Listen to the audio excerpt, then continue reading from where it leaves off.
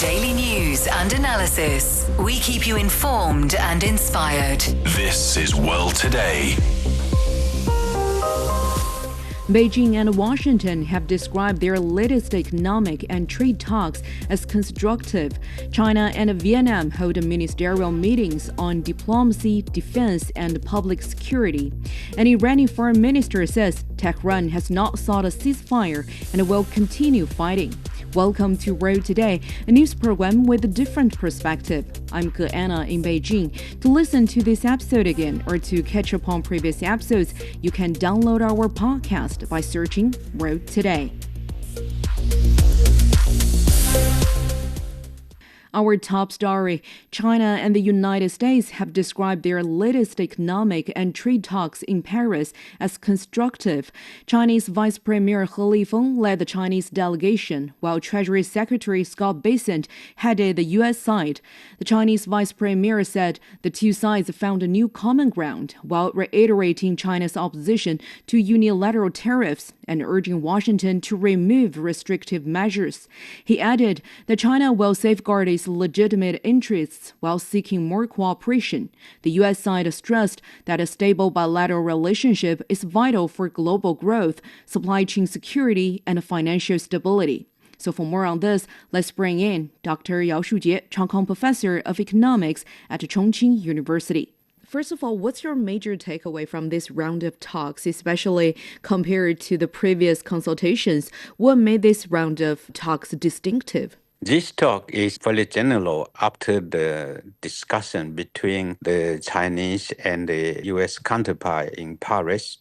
The announcement of both sides have a general consensus that both U.S. and China should move forward to support each other in terms of international trade and investment and open the channel for dialogue, especially the top-level leadership dialogue of this kind to resolve differences. However, I think there isn't any much detail about how the tariff of the U.S. imposed on China and the other way around will be gradually reduced. However, this is probably due to the fact that over the last few weeks, the U.S. Supreme Court have overrun Donald Trump's trade policy, especially the tariff policy.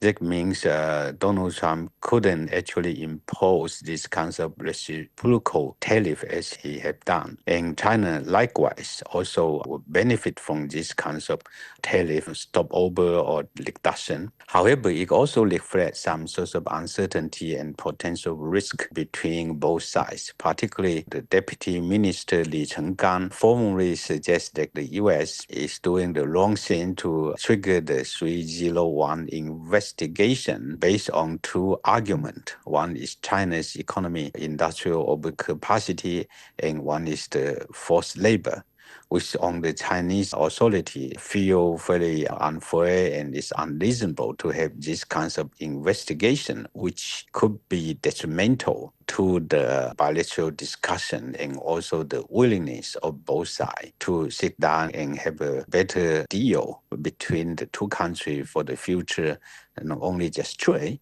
but this time is talking about investment as well. I think my personal view is that, number one, on the positive side, continuing dialogue and also the dialogue mechanism is good for both sides because any difficulty could be resolved through this kinds of discussion, whether it is antagonizer or whether it is supportive to each other. The second point I'm a little bit concerned is that why the U.S. still have this kind of 301 investigation, which could probably reserve for Donald Trump as the leverage against China in terms of talking advantage on the U.S. side, and also they give some potential possibility that whenever the U.S. want to impose tariff, that would be a very good excuse. This certainly triggers some sort of uncertainty and anxiety on the Chinese side.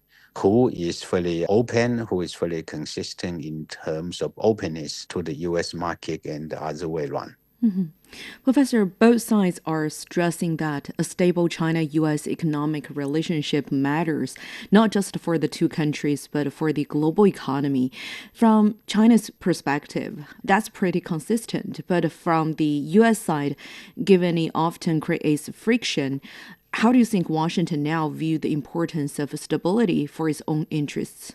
Yes, Washington have led by Donald Trump in the first round, and also Biden, and now the second round, Donald Trump, which is over 8 years, which is quite a long period of time in terms of international trade perspective. But China have been handling with the turmoils rather well, and China has done at least two very important adjustments. One is to diversify the international trade away from the U.S. dependency. And the other is China upgrading the kinds of technological and capital contents of export goods, which become highly competitive at the international markets. So China, after 8 years, initially people expected China would be critically suppressed by the U.S. But after 8 years, it turned out that China doing exactly the opposite, and not only emerging to be stronger in terms of volume of international trade, but also in the contents of the technological product. So the supply and production chain and technological chain in China is getting more sophisticated and also, solid in dealing with these kinds of uncertainty. And the bilateral trade between China and the U.S. as a share of China's total trade is actually declining to a single-digit level from about 14, 15% 8 years ago. This is quite a remarkable demonstration to the U.S. that the kinds of protectionism and unilateralism doesn't actually work, at least from the Chinese perspective. And this must give some domestic reflection in the U.S. diplomacy in terms of trade, because they have to reflect whether their traditional or their past trade policy is actually effective or not. In my view, certainly they fail to achieve the original goal of balancing by reducing the trade deficit from the U.S. side, especially 2025. After Donald Trump resumed the power in the White House, he not only triggered the trade issue against China, but he also raised the same problem to almost all the other countries, including the very close allies in Europe and also in Northeast Asia, Japan and South Korea. Now, this actually it fired back to the U.S. market. Domestic inflation is rising and consumers are complaining the prices are too high, and also supply is very rigid. And the U.S. manufacturing doesn't actually improving. The kinds of trade balance doesn't actually improving. So U.S. have to reflect what is the best for itself. And I think one of the ways, at least, to become more open towards China, because China, after all, is the largest exporter and also have the most sophisticated industrial and production chain. So by decoupling away from China, it doesn't actually work. In retrospect, maybe U.S. have a second thought on this. It shouldn't actually totally decouple from China. Maybe it have to decouple to some extent. But from the psychological and also political perspective, I think this step for the U.S. is a very difficult one because by totally reversing the kinds of policy implemented over the last 8 years for Donald Trump in particular will be very difficult. So the negotiators of the U.S. side in Paris this time, they tend to have a relatively low profile in a sense, seemingly appear to be willing to work with China better. And I hope this kinds of silence or some sort of low profile could turn out to be a positive step for the U.S.-Sino relation in trade. Mm-hmm. Building on that, Professor, a lot of attention has been on tariffs and purchase commitments, but there's also this signal about exploring a cooperation mechanism, not just for trade, but also for investment. In practical terms, what could that look like, and how significant is this consensus? Yeah, trade is a big issue, and trade is intertwined with investment. We cannot separate trade from investment. On the Chinese side, the Chinese have been only open in terms of international trade, but the door has opened very widely for foreign direct investment, especially for the U.S. multinational company. As you can see, that even in the high tension periods over the first run of Donald Trump and also the second term followed by Biden administration, the U.S. seems to be highly unreasonable for China. But China appeared to be fairly relaxed, feeling rather comfortable in terms of welcoming the U.S. investment, like Tesla, like Apple, like Microsoft. We open our arm widely, come to China, invest. We will not trigger anything like the U.S. trigger on Huawei, for example. So it lay a very good foundation. And the U.S. also welcomed some Chinese investment, but especially for the high-tech and the three new products investment is highly restrictive. For example, like the new lithium battery, solar panel, and also new energy vehicles. The U.S. are the most tightly controlled market. China have been aggressively penetrating into almost every part of the world, including the hardest market in Western Europe. But it turned out to be highly minimal in the US. So in terms of opening the gate for bilateral investment, I think the US still have a miles of way to go. And the Chinese doesn't actually have a very high expectation at this stage. Of course, the Chinese company will be very eager to enter the United States. But given the political uncertainty, I think the Chinese authority is probably taking a more relaxed approach, an easier approach, waiting for better administration, better president who is more open-minded. Professor, earlier you mentioned two new Section 301 investigations from Washington, one on alleged overcapacity, another on the so-called forced labor. So how do you interpret these moves, and what do they tell us about where the two sides currently diverge? The 301 investigation against forced labor is ridiculous, accusation, right? China have 5 working days, and Chinese people, of course, are very industrious. They are highly hardworking. They may work a little bit overtime willingly, but there is no forced policy on this issue. And the government have been doing lots of things to relax this kinds of labor market control, supplementing with lots of government welfare scheme to support the labor force.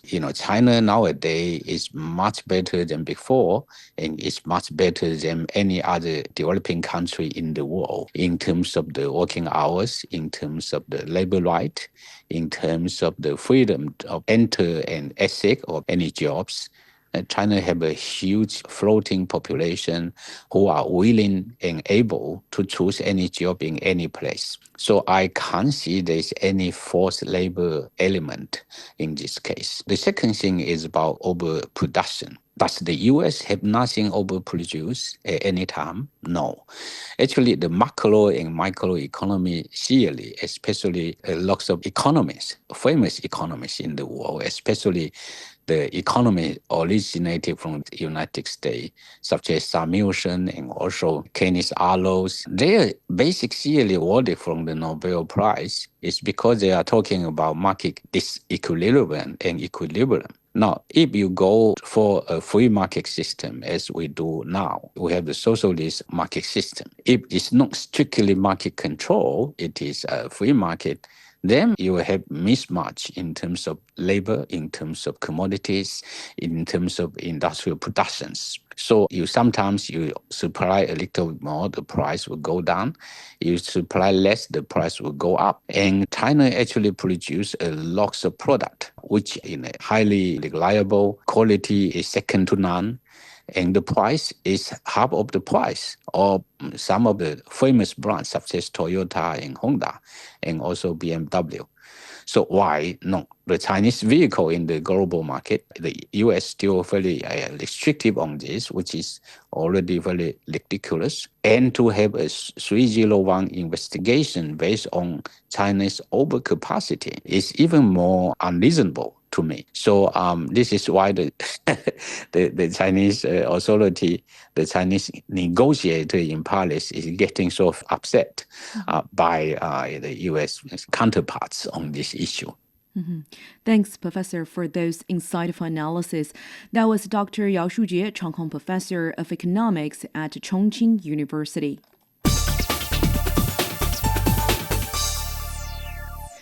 China and Vietnam have held their first ministerial meeting of their 3+3 strategic dialogue in Hanoi, bringing together foreign, defense, and public security ministers from both sides.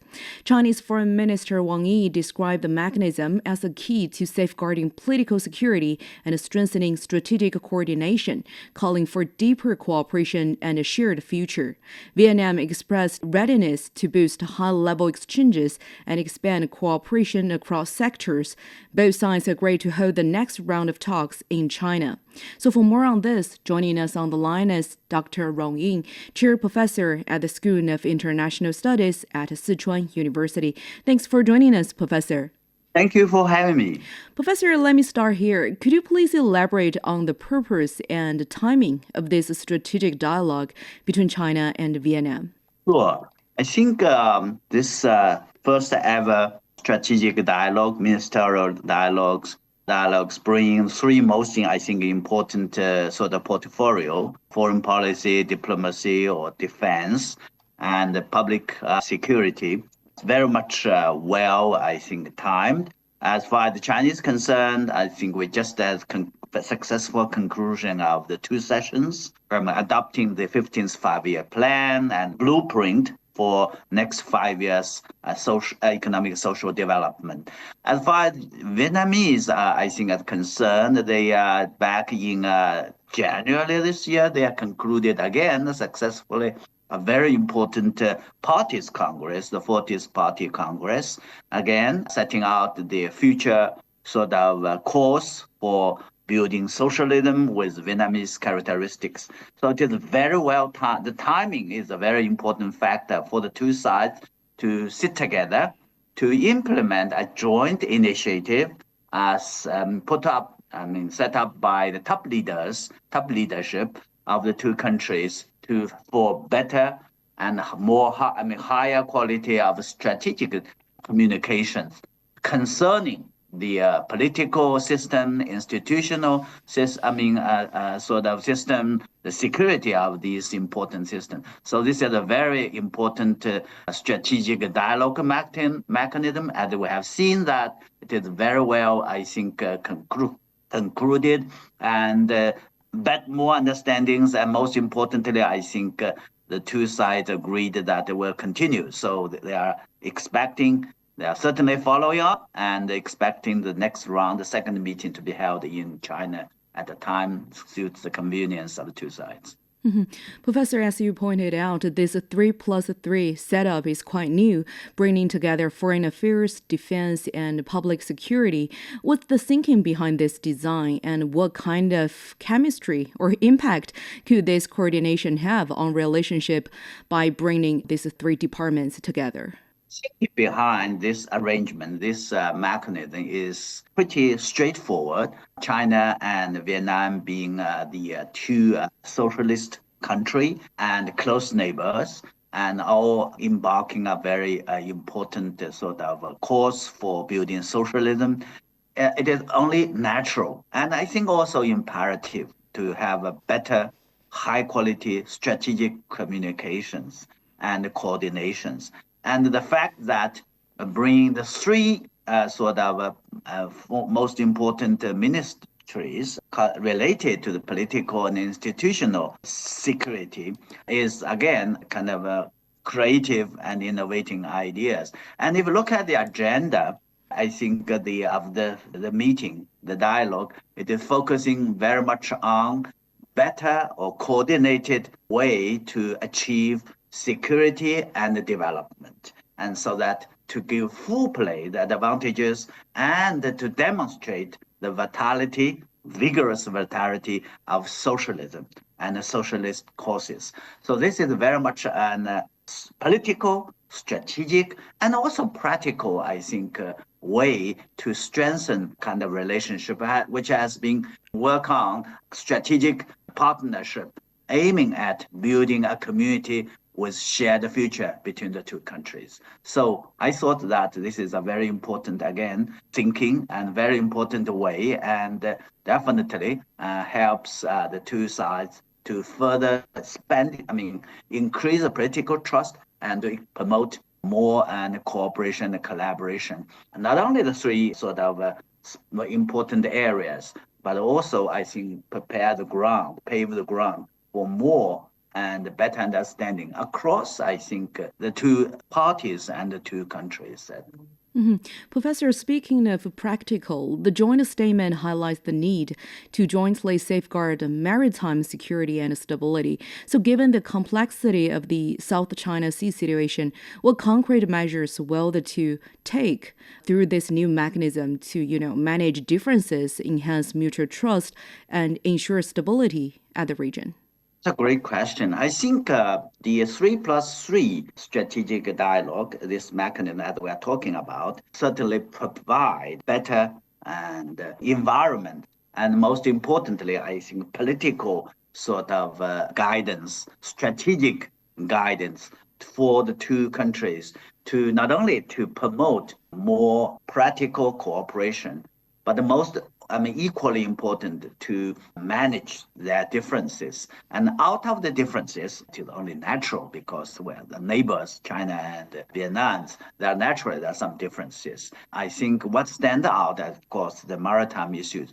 But having said that, I think we have seen not only at this mechanism, but in another sort of important mechanism, which very interestingly, or importantly, that it was also held concurrently together with the 3+3 mechanism, that the bilateral the steering committee or commission for the bilateral cooperation, which was established 20 years ago, back in 2006. And under that mechanism, there are specific commitment and arrangement for the two sides to pursue maritime cooperation in line in the context where the maritime cooperation, issues would have to be properly managed, but in the meantime to promote cooperation. And that is taking place, again, together with practical cooperation, trade, investment, and people-to-people interaction, and plus, most importantly, political trust. So we have seen that there are now, with the vision of building a community shared future, of that vision with two pillars, most important pillars: political pillars, diplomatic, defense, and public security pillars, plus practical areas, the old ones, the steering committee. So we have now a fully fledged, well-developed mechanism to support the implementation of the vision of building community of shared future between two countries. Thanks, Professor, for those insightful analysis. That was Dr. Rong Ying, Chair Professor at the School of International Studies at Sichuan University. More to come. Iranian Foreign Minister says Tehran has not sought a ceasefire and will continue fighting. In Yiwu, China's global hub for small commodities, ordinary products are going high-tech, with AI toys and robots driving a booming market. Spanish king acknowledges abuses in his country's colonial past. You're listening to Road Today. To listen to this episode again or to catch up on previous episodes, you can download our podcast by searching Road Today. We'll be back after a short break.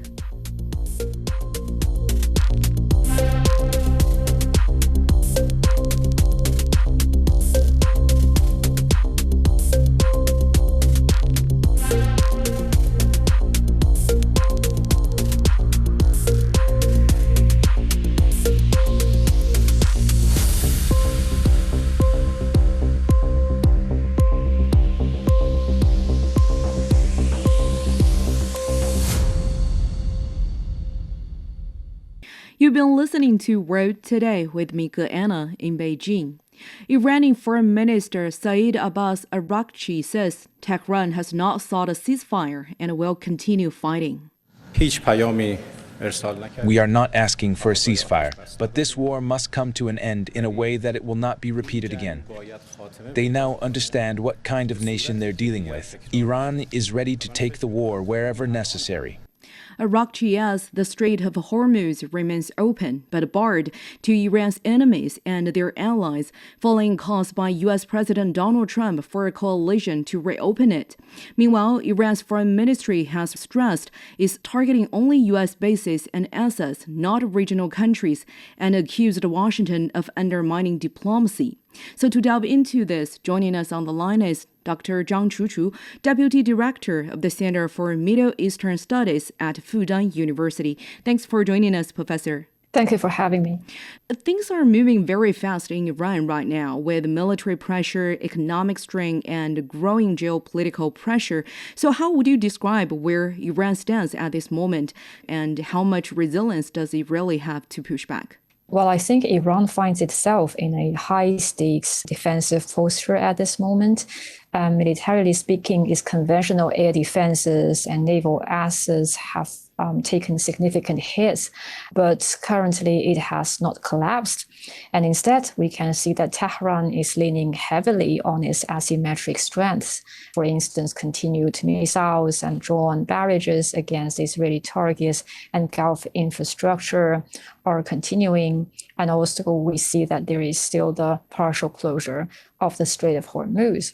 So I think this sort of tactic has proven more resilient than many expected at the very beginning. Economically speaking, the situation is grim because oil export revenue has plummeted and sanctions bite harder, and also domestic inflation is rising in Iran. So I think short-term stability looks achievable, and Iran believes that time is on its side, but long-term resilience is more limited. Mm-hmm. Professor, the UAE president and Saudi crown prince made a phone conversation over the escalating military actions and their impact on regional and global security. Meanwhile, Iran is calling on the wider Muslim world to step in. So how do you rate this kind of Muslim solidarity? And as they are deeply entangled in the broader conflict dynamics, how will the neighboring nations position themselves? Well, I think these are two very different messages and positions, because the phone conversation between the United Arab Emirates president and Saudi crown prince explicitly discussed Iranian retaliatory strikes on Gulf states as a dangerous escalation, in their words, which they think threatens regional security. So currently, these Gulf states' focus was more like self-protection. So they are trying to safeguard their own infrastructure, oil facilities, and economic stability. And I think this reflects the deep anxiety in Riyadh and Abu Dhabi that Iran's asymmetric responses are now directly hitting the territory. But at the same time, we can see that Iran released a 6-point open letter to Muslims of the world.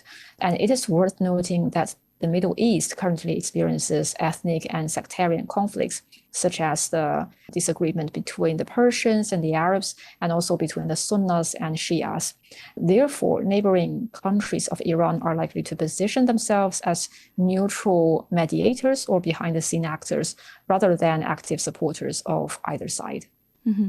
The U.S. and Israel are not getting much support either, as U.S. major allies like Australia, Germany, Japan, etc. rejected Washington's call to send warships to the Strait of Hormuz. EU Foreign Policy Chief Kaja Kallas even suggests that Iran is not Europe's war. How might this reluctance reshape U.S. and Israeli military calculations toward Iran? Indeed, like you said, the disagreements between major European powers and the United States are becoming increasingly apparent.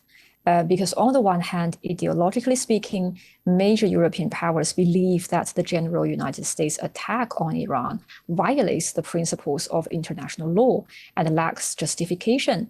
And on the other hand, Trump has not prioritized the transatlantic alliance. Instead, he always emphasizes the so-called America First. So currently, the European states' unwillingness to participate deprives Washington of meaningful burden sharing, international legitimacy, and naval capacity for a sustained blockade or escort operation. From my observation, this sort of pushback will likely force strategic adjustments from the side of the United States. For example, Trump is very likely to rely more on unilateral air and missile campaigns rather than a broad naval effort. And meanwhile, I think also the potential political cost for Trump is rising too.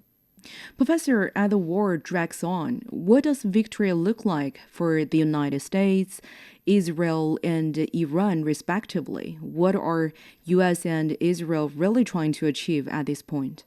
Well, I think at this point, victory means very different things to each side. And also the objectives have quietly narrowed from the opening rhetoric.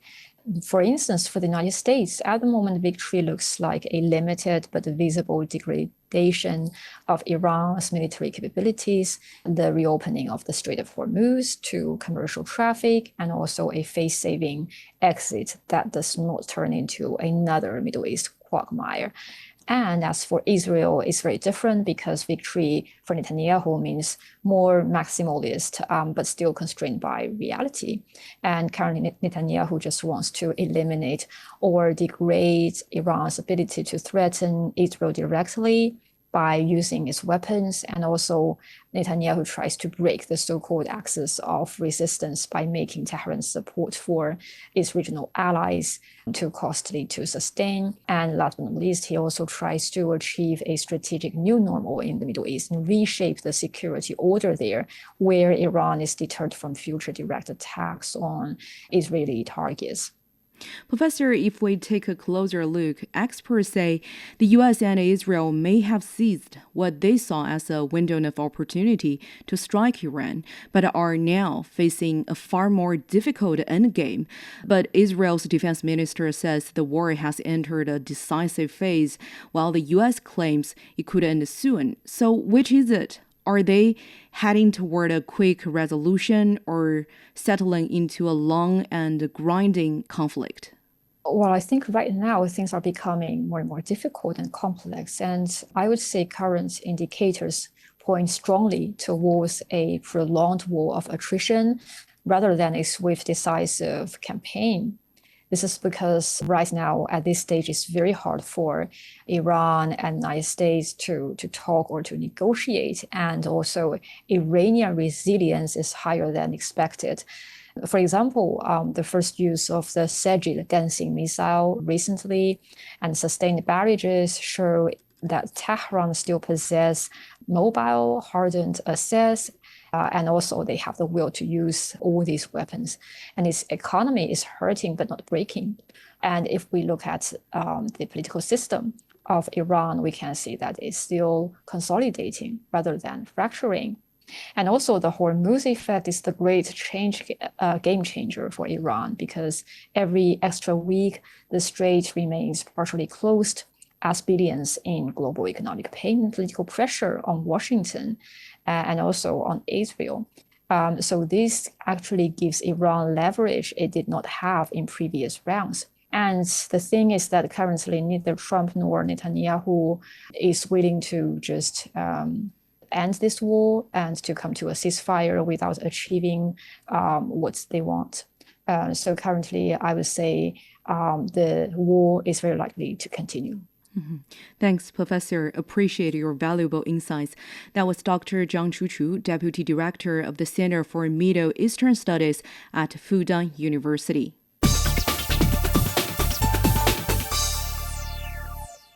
Artificial intelligence in China is increasingly moving beyond research labs into the products people use every day. In the city of Yiwu, long known as the world's hub for small commodities, a new trend is emerging. Everyday goods are getting smarter. From AI-powered plush toys that can recognize voices and emotions to robots designed to assist with elder care and education, traditional products are being upgraded with advanced technology.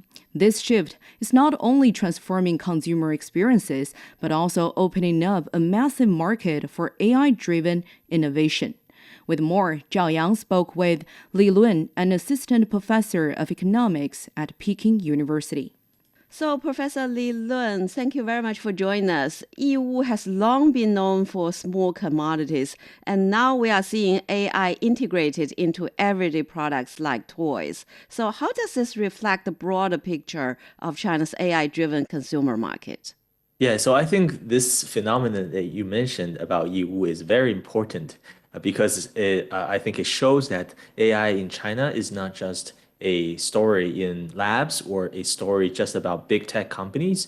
it's moving into low cost and high volume and into the households of everyday consumer goods, which is often how the real world technological diffusion really begins. So if we look at the broader backdrop in China's core AI industry, it has just exceeded 1.2 trillion yuan in 2025, and we are talking about thousands of AI related firms. And on the demand side, China have over 1.1 billion internet users, and of 600 million of them, which is about 42%, are already generative AI users. So we're talking about a huge user base who are already familiar with AI, and it's making it easier for these AI toys or AI smart devices and home products to gain acceptance. And that's, I think, a very unique phenomenon compared with other countries. And Yiwu is especially symbolic in China's case because it's built around the idea of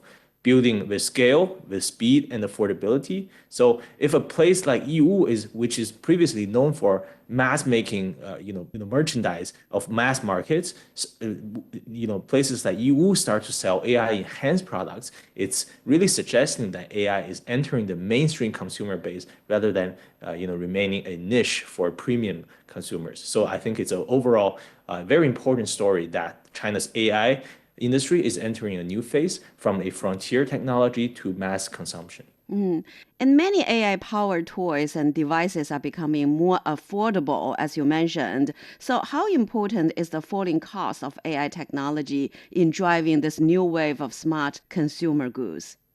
Yeah, it's absolutely crucial because a lot of consumers, when they're picking products, they're not only looking at whether it's the most cutting edge technology, but they also take into consideration whether it's cheap enough or simple enough, and whether it's affordable for ordinary households and for ordinary use. So these falling costs, we're seeing it time and time again for other industries, for example, for new energy vehicles as well. These falling costs means that we are upgrading our production technology, we're increasing our production efficiency, and also when the cost comes down, AI is no longer being a luxury feature, and it's going to be for example, a plush toy that accompanies small kids that can talk, that can remember their preferences, or they can respond to their emotional demands in a personalized manner. So it's basically upgrading the traditional toy without becoming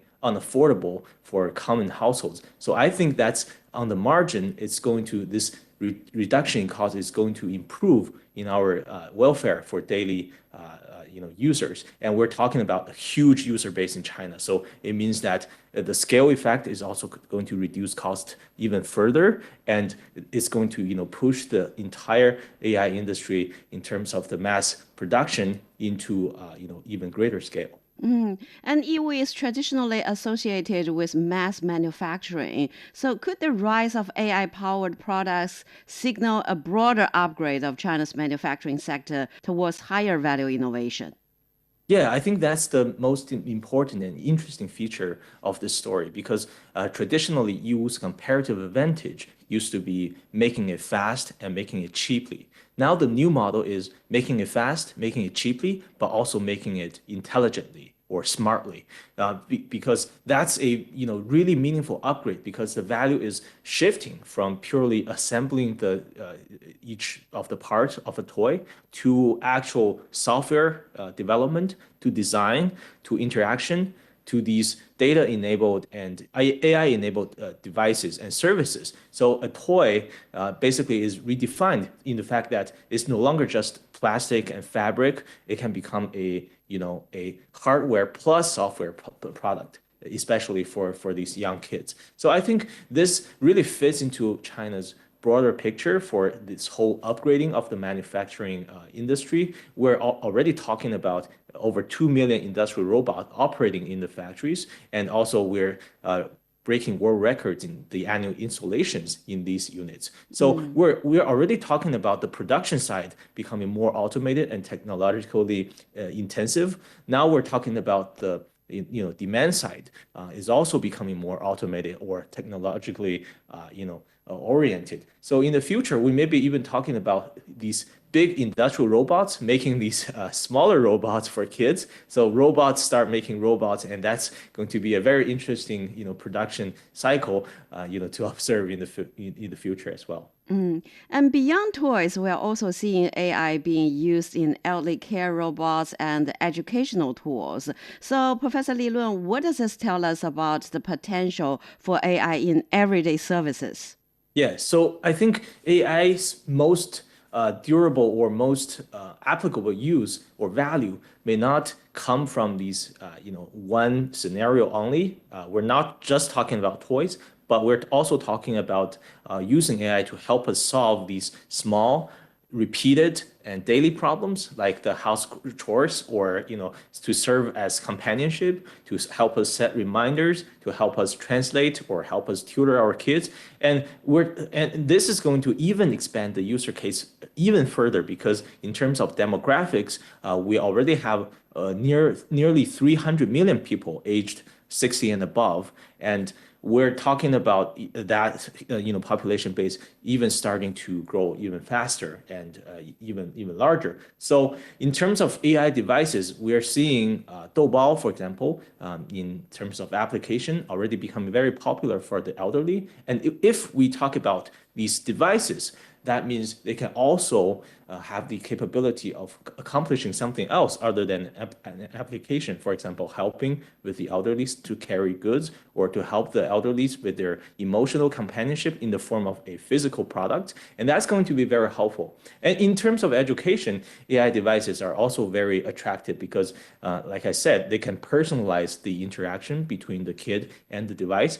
And instead of having a one-size-fits-all educational content, they can adapt to each child's pace of study. They can adapt to the child's language or difficulty level, and this is going to make education feel less like a one-size-fits-all hat, but more like a customized service to each kid. And if AI becomes embedded in everyday items from toys to home appliances, how might this change the way people interact with technology in their daily lives? That's an excellent question. So I think the more broadly, if AI was embedded in everyday appliances and household devices, we may not treat the activity of using AI as something fancy or something like an additional step. We could even observe that AI will become ambient in the sense that it will just sit in the background and helping people whenever they need. We may be, for example, having a voice command to wake up the AI and help us search the internet, to help us to learn, to communicate, to even clean the household, to monitor the baby or monitor the pet and organize our lives, to set our calendar. And that's going to be a major shift in our behavior, similar to the way that we use the search engine every day. We don't treat it as something fancy. People won't brag about it. It's just beginning to naturally integrate in our daily life and becoming basically, our life is going to be more centered around the use and be embedded in the objects in the activities that we already use. That was Li Lun from Peking University speaking with Zhao Yang. This is World Today. Stay tuned. Welcome. I am Chu Zhang, Deputy Director at the Center for Middle Eastern Studies at Fudan University. On the World Today program, we will dive beyond the headlines to uncover the stories, trends, and impacts that connect states across the globe. Join me on World Today.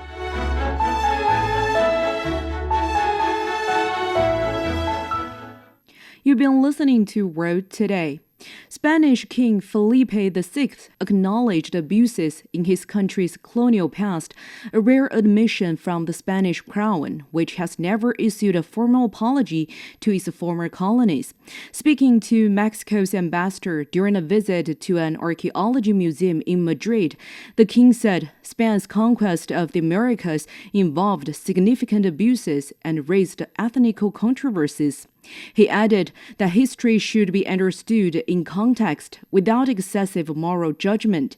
The remarks came after, in 2019, then Mexican President Andrés Manuel López Obrador called on Spain to recognize the abuses committed during the conquest of Mexico.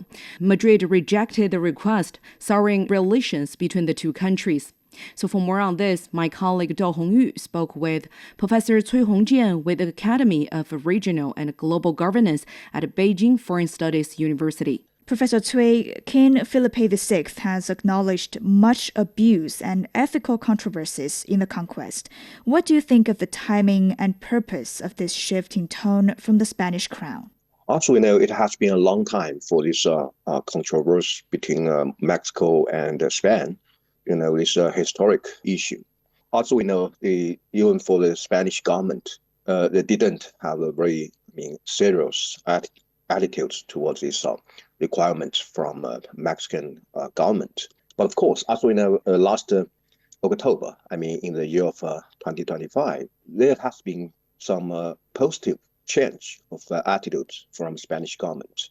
At that time, the Secretary of Foreign Affairs of Spanish government recognized that, there will be some abuses during the conquer time of the Spanish colonists in Mexico, history, but not yet give any official apologize.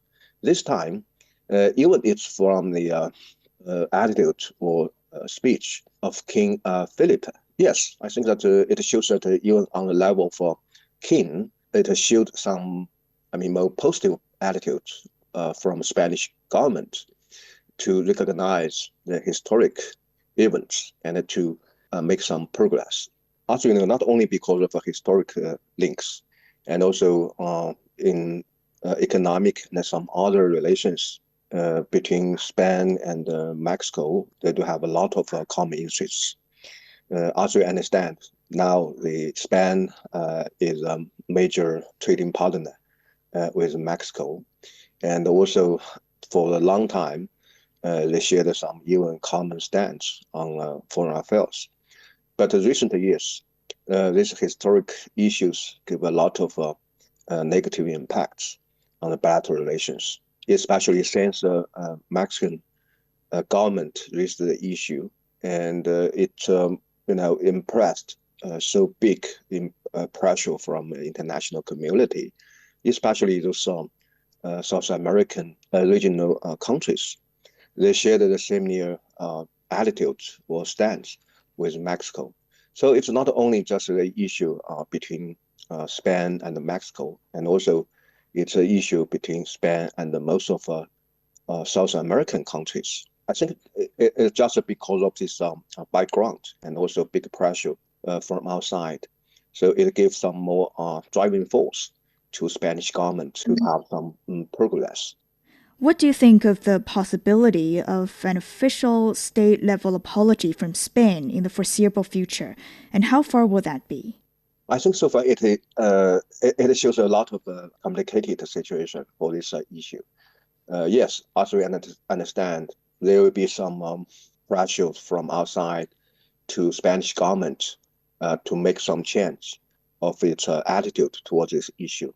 But at the same time, as we know, in the domestic politics, there is also another pressure against the Spanish government, especially some far right-wing party in Spain in the name of Vox. It opposed any kind of official recognition of these abuses in history towards Mexico or some other Southern American countries. So I think it will be decided by this domestic politics, firstly. I think this Spanish government will try to keep a balance between the pressure outside and also pressure inside. Another, I think, a very big consideration for Spanish government is how could the government make a decision or make a judgment that once there will be some more positive change in its attitude towards this historical issue, it will be helpful for Spanish government to play a more active or influential role in Mexico or some other South American countries.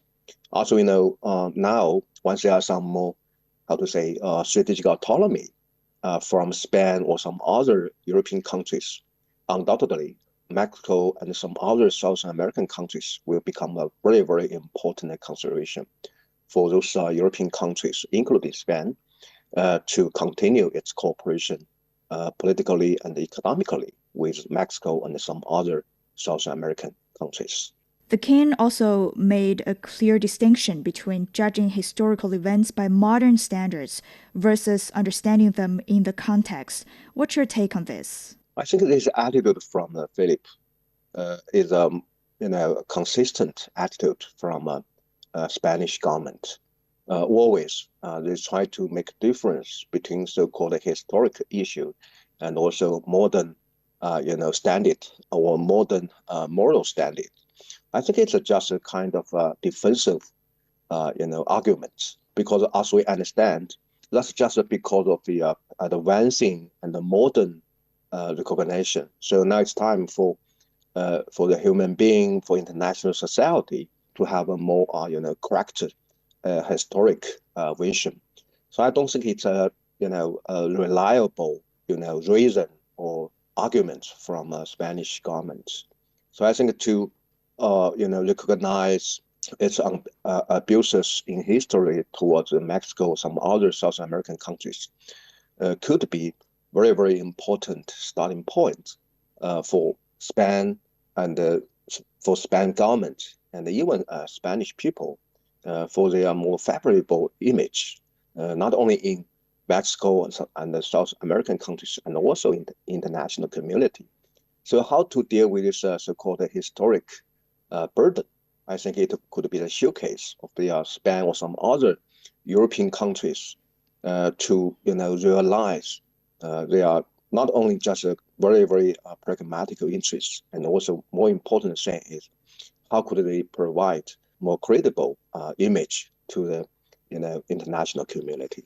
And finally, looking beyond Spain and Mexico, what does Felipe VI's acknowledgement of past abuses mean for the broader global conversation on colonial history, accountability, and reconciliation?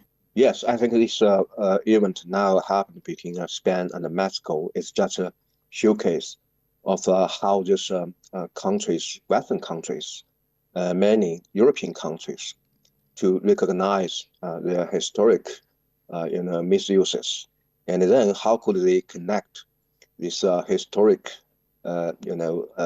heritage and the current policy or some other. I think always there are some very, very big tests, especially now for most of our European countries. Similar situation like Spain, for France, for the UK or some other. They have to make a balance between, as we understand, the pressures from outside and also some far-right wing or even some more nationalist response to this issue. But of course, I think that undoubtedly, even are still some obstacles for governments in Europe or some other countries to recognize their historical wrongdoings now. But I think for a long time, and also it could be a tendencies for these European countries or Western countries to recognize their historic behaviors and then try to reconnect the historic understanding and also the current or today's vision and even their image in the future. That was Professor Cui Hongjian with the Academy of Regional and Global Governance at Beijing Foreign Studies University speaking with Zhao Hongyu. That's all the time for this edition of World Today. I'm Ke Anna in Beijing. Thank you so much for listening. Bye for now.